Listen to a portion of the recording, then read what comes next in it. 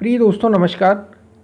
तैयारी नाम के इस यूट्यूब चैनल में आपका पुनः हार्दिक स्वागत करता हूं। दोस्तों हमारे एग्ज़ाम में अब 10 दिन से कम समय बचा हुआ है और आपकी तैयारी कैसी है? ठीक है, तो मैं उम्मीद करता हूं आप बहुत अच्छी तैयारी के साथ आपने बहुत अच्छी तैयारी की होगी। ठीक है, और यदि नहीं भी है आपको बहुत ज़्यादा प्रेशर लेने की ज़रूरत नहीं है। आप आराम से जाइए और जितनी भी चीज़ें आपने कवर कर ली हैं उसको रिवाइज़ कीजिए। अब हम यहाँ पे इम्पोर्टेंट चीज़ ये बात करने वाले हैं कि हम कैसे अपनी स्ट्रेटजी को बहुत ज़्यादा बूस्टअप कर सकते हैं लास्ट 10 डेज़ में बिना कोई प्रेशर लिए। तो दोस्तों सब्जेक्ट वाइज हम आप जानते हैं हमारे एग्ज़ाम में कितने सब्जेक्ट है, ये सारी चीज़ें आपको पता है। अब 10 दिन में हम कैसे करें, ठीक है, कि हमारा एग्ज़ाम बहुत अच्छा जा सके। ठीक, अब हम यही चीज़ कर सकते हैं। तो बिना प्रेशराइज हुए आप केवल छोटी छोटी बातें ध्यान रखिए। जैसे हम सबसे पहले यहाँ पे बात करेंगे, आप इन्वायरमेंट में ले लीजिए। चलिए हम इन्वायरमेंट से बात करते हैं। सबसे पहले आप इन्वायरमेंट में क्या पढ़ लें। अब हमारे पास बहुत कम समय बचा हुआ इन्वायरमेंट में, जैसे इन्वायरमेंट एक्ट 1986 की थोड़ा सा इंपॉर्टेंट चीज़ें आप पढ़ लें। ठीक है, 1986 में क्या है ये चीज़ आप पढ़ लें। वाइल्ड लाइफ प्रोटेक्शन एक्ट को थोड़ा सा पढ़ लें। ठीक है, टाइगर रिजर्व से क्वेश्चन आता है। 53 टाइगर रिजर्व की लिस्ट मैंने एक वीडियो बना के दी है, उसको आप एक बार पढ़ लें। ठीक है, यूनेस्को बायोस्फीयर रिजर्व उसकी एक लिस्ट पढ़ लें। टोटल कितने आपको पता होना चाहिए, 12 हैं। टाइगर रिजर्व कितने अभी 53 हैं।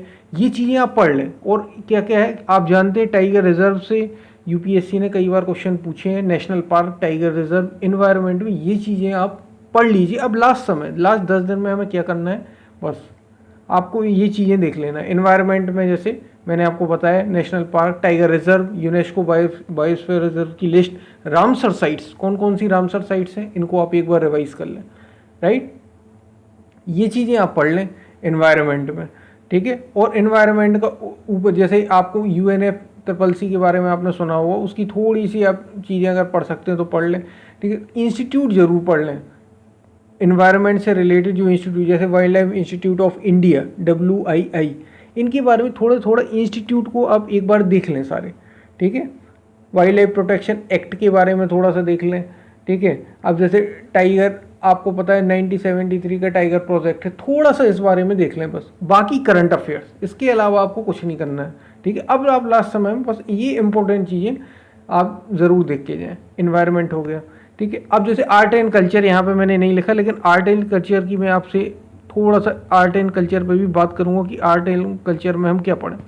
ठीक है, आर्ट एंड कल्चर में आप क्या कर सकते हैं, अब आपके पास बहुत कम समय है तो आर्ट एंड कल्चर आप हिस्ट्री के साथ कवर कर लीजिए। आर्ट एंड कल्चर में आप क्या पढ़ेंगे, जैसे इंटेंजिबल हेरिटेज साइट्स पढ़ने कितनी है हमारी, उससे क्वेश्चन आया है सीधा सीधा। इंटेंजिबल हेरिटेज साइट्स को उठाएंगे, उससे क्वेश्चन मिल जाएगा।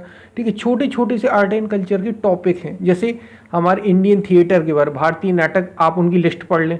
ठीक है, आप हमारे जो शास्त्रीय संगीत होते हैं, इसको कहते हैं फोक डांस सॉरी, शास्त्रीय नृत्य जो हमारे हैं, आपको पता है उनकी, हमारे शायद उनके नंबर कितना, 8, उनकी संख्या 8 है शायद। ठीक है, तो हमारे जो शास्त्रीय नृत्य है उनको आप एक बार कंप्लीट कर लें। जैसे केरल का क्या है, ठीक है, तमिलनाडु का क्या है, ठीक है, ये आपको चीज़ें पता होनी चाहिए। जैसे मैं कथकली मोहिनीअट्टम केरल का है, तो ये आपको चीज़ पता होनी चाहिए। बस यहाँ से क्वेश्चन आ जाते हैं, बहुत ज़्यादा आपको डेप्थ में जाना नहीं है अब, क्योंकि 10 दिन हमारे पास बचे हुए। ये चीज़ें आप पढ़ लें। जैसे इंटेंजिबल हेरिटेज साइट्स बता दी मैंने। ठीक है, आपको क्लासिकल थिएटर याद रखना, भारतीय नाटक भी आपको पता होना चाहिए। मतलब क्लासिकल थिएटर, क्लासिकल डांस, ये जो टॉपिक हैं बस केवल आप उनकी लिस्ट पढ़ लें। ठीक है, यूनेस्को की 30 जितनी भी अभी यूनेस्को की वर्ल्ड हेरिटेज साइट्स हैं उसको आप पूरा पढ़ लें अच्छे से। ठीक है, वर्ल्ड हेरिटेज साइट्स कितनी है आपको वो पता होनी चाहिए, और उनके बारे में थोड़ा थोड़ा सा जल्दी से डिटेल पढ़ लें, वर्ल्ड हेरिटेज साइट्स के हैं। ठीक है, इसके बाद जैसे पपेट्री है, पपेट्री से भी क्वेश्चन आता है। ठीक है, कठपुतली इसको कहते हैं, उसको आप कवर कर लें। ये इंपॉर्टेंट चीज़ें आप पढ़ लें। ठीक है, इससे आपको बहुत हेल्प मिलेगी दोस्तों, याद रखिए आपको बहुत हेल्प मिलेगी इन चीज़ों से। ठीक है, जो मैं बता रहा हूँ ऊपर ऊपर, मतलब आपको थोड़ा सा एकदम डेप्थ में नहीं जाना, बस आपको चीज़ें एक एक बार सारी चीज़ें कंप्लीट कर लेना, ताकि आपको ये ना रहे कि भाई हमने नहीं पढ़ा। हाँ, सारी चीज़ें पढ़ी हुई हैं, ये आप इस तरीके से आप इनको कंप्लीट करिए। फोक म्यूज़िक, थोड़ा फोक डांस आप थोड़े बहुत ये पढ़ लें एक बार। ठीक है, इसके बाद थोड़ा सा मतलब वैदिक का जो हमारा वैदिक पीरियड है ये। हाँ, और एक चीज़ और दोस्तों, आपको ये पता होना चाहिए कि इनका इनका टाइम पता होना चाहिए, टाइम पीरियड बहुत ज़्यादा इंपॉर्टेंट है, ठीक है, कि कौन किस टाइम का है, ये बहुत इंपॉर्टेंट है। मीन्स आपको ये उनका ये पता होना चाहिए साइकिल, मतलब जो टाइम होता है, जैसे हमने कहा कि भैया ये 1500 ईस्वी का है, ठीक है, बिफोर BC है, ठीक है, ये सब आपको पता होना चाहिए, ठीक है।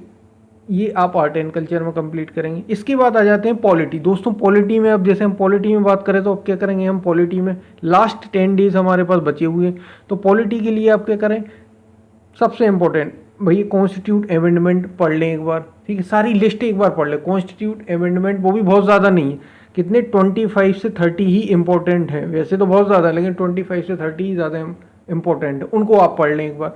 फंडामेंटल राइट आप पढ़ लें, फंडामेंटल ड्यूटी आप पढ़ लें, ठीक है। आप हम अपनी प्रियम्बल को एक बार कंप्लीट कर लें, मौलिक अधिकार, मौलिक कर्तव्य, प्रस्तावना, इसको पढ़ लें, ठीक है। इसके बाद आपको पता है कि यहाँ से जैसे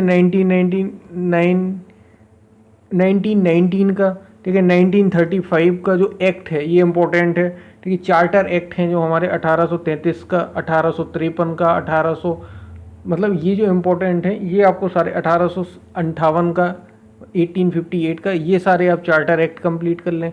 इस टाइप से आप पूरी चीज़ें कवर करेंगे पॉलिटी में। ये चीज़ें आपने कंप्लीट कर ली। अब आपने फंडामेंटल राइट, फंडामेंटल मौलिक अधिकार, मौलिक कर्तव्य, ठीक है, और प्रस्तावना, प्रियम्बल के बारे में आपने पढ़ लिए, कॉन्स्टिट्यूट अमेंडमेंट आपने पढ़ लिए, ठीक है। थोड़ा सा आप एक बार ये भी पढ़ के जाएं, हमारे क्या जो हमारे कॉन्स्टिट्यूट के कितने, जैसे टोटल 22 भाग हैं जिसको कहते हैं, ठीक है, हमारे पार्ट कितने 22, ठीक है, उसको आप एक बार पढ़ लें, ठीक है। ये आपको थोड़ा सा पता होना चाहिए, आइडिया होना चाहिए, मीन्स बेसिक आइडिया। इसके बाद इम्पोर्टेंट अब इसमें क्या है, पार्लियामेंट बहुत इंपॉर्टेंट है। पार्लियामेंट को आप बिल्कुल मत छोड़ के जाना, पार्लियामेंट से क्वेश्चन कहीं ना कहीं आ ही जाता है, तो आपको ये पता होना चाहिए, पार्लियामेंट को अच्छे से एक बार पढ़ लेना, ठीक है। जुडिशरी को आप थोड़ा सा हटा सकते हैं क्योंकि जुडिशरी से क्वेश्चन बहुत ज़्यादा तो नहीं आता है।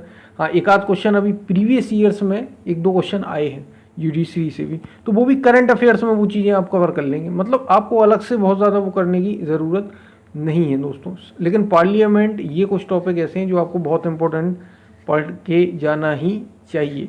इसके बाद जैसे हमारी जो संवैधानिक जो संस्थाएं हैं जिसको कहते हैं कॉन्स्टिट्यूशनल बॉडीज़, इनको आप ज़रूर पढ़ के जाएंगे, जैसे नेशनल कमीशन राइट्स है, ठीक है, राष्ट्रीय मानवाधिकार आयोग है, ठीक है, ये जो चीज़ें हैं, जैसे इलेक्शन कमीशन है, ठीक है, चुनाव आयोग हो गया, इनके बारे में आप ज़रूर अच्छे से पढ़ लें। कंप्ट्रोलर एंड ऑडिटर जनरल के बारे में, नियंत्रक महालेखा परीक्षक, ये जो टॉपिक है ना अलग से, जैसे ST कमीशन, SC कमीशन, इनके बारे में आप ज़रूर पढ़ के जाएँ, ठीक है। जैसे राइट टू इन्फॉर्मेशन एक्ट के बारे में, राइट टू इन्फॉर्मेशन एक्ट ना आप पढ़ें तो राइट टू इन्फॉर्मेशन एक्ट का कमीशन आप पढ़ के जाएँ, ये चीज़ें आप पॉलिटी में कवर करके जाएँ, ठीक है। इन पे अलग से क्वेश्चन आते ही हैं, ठीक है, तो ये आप चीज़ें करके जाएँ। बाकी आपका जो भी, मतलब ये इंपॉर्टेंट है, बाकी आपको अलग से अब एकदम पूरा पढ़ने की ज़रूरत नहीं है, इंपॉर्टेंट आपको चीज़ें पढ़ना है, ठीक है। पार्लियामेंट ज़रूर पढ़ गया, पार्लियामेंट इंपॉर्टेंट है, कोई ना कोई क्वेश्चन पार्लियामेंट से तो आते ही है, ठीक है। सारी चीज़ें करंट से रिलेट करके आपको बाकी चीज़ें पढ़ना, तो ये आपका पॉलिटी हो गया। अब भाई ज्योग्राफी में हम क्या पढ़ें, मैप की लोकेशन सबसे इंपॉर्टेंट है। मैप की वीडियो में भी मैंने बना रखे हैं, आप मैप ज़रूर पढ़ के जाएँ, ठीक है। इसके बाद ज्योग्राफी में आप NCERT पढ़ लें, 11th की NCERT आपको बहुत ज़्यादा हेल्प करेगी, ठीक है, वो पढ़ लें, सफिशियंट है, ठीक है। ज़्यादा से ज़्यादा आप 9th और 10th को अगर आपको पढ़ना हो तो थोड़ा सा 9th 10th और 11th का आप देख लें, जिसमें 11th की NCERT इंपॉर्टेंट है बस, ठीक है, सबसे ज़्यादा। बाकी आप चीज़ें कर लेंगे, मैप को ज़रूर एक बार देख लें।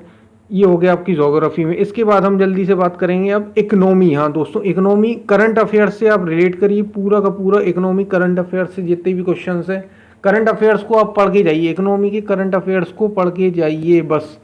और अभी जो जैसे हम कहें पेट्रोल के प्राइस, डॉलर पेट्रोल का क्या रिलेशन है, डॉलर और रुपया का क्या रिलेशन है, इनके बारे में आपको थोड़ा सा पता होना चाहिए। अगर ये बढ़े, एक्सपोर्ट बढ़े तो क्या होता है, ये सब थोड़ा सा डिमांड सप्लाई, इन सब की चीज़ों के बारे में थोड़ा सा आपको बेसिक आइडिया होना चाहिए।